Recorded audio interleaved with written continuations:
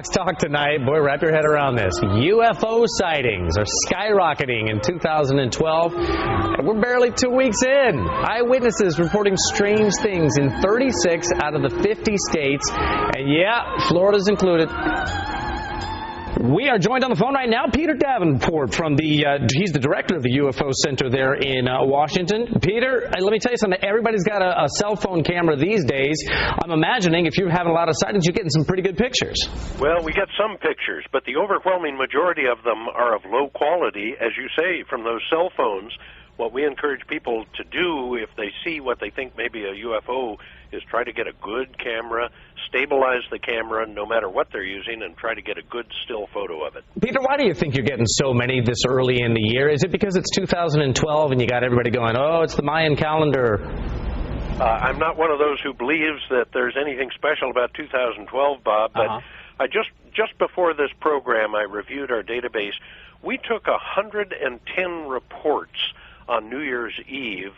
13 of them are from Florida, and something is going on. I think it's picked up dramatically, the number of reports we're receiving, but what it means, I have no idea. What's the best picture you've ever seen, the best UFO you've ever seen, or at least seen a picture of?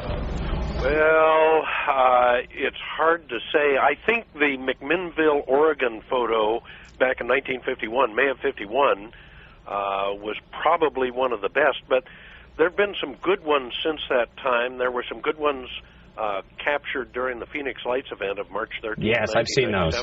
Those are terrific. Do you think this is going to continue throughout 2012? You think there's maybe something special going on right now? I have no idea, but I appear to be one of only very few UFO investigators who cannot see the future events clearly. I just don't know what's going to happen, Bob, and I'm trained as a hard scientist, so I wait for the data to come in and I make judgment on that. So you're not a paranormal scientist. You're not a ghostbuster or anything like that. You just wait for the hard evidence. I wait for good, solid eyewitness accounts from credible American citizens or citizens from around the world, and I look at what I've collected and try to make a decision on that. Peter, I've always wished that I could see a UFO. Have you ever in your life seen one?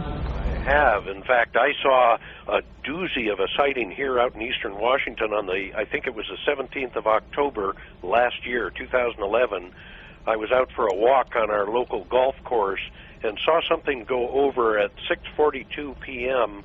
for which I have absolutely no explanation. I've been a commercial pilot for the last 33 years, and I've never seen anything like that. No kidding. Well, it's fascinating to be sure, and hopefully we'll get people to go to your website and take a look and see those photos for themselves. Peter, we appreciate you spending some time with us today. Thank you very much for your interest, Bob.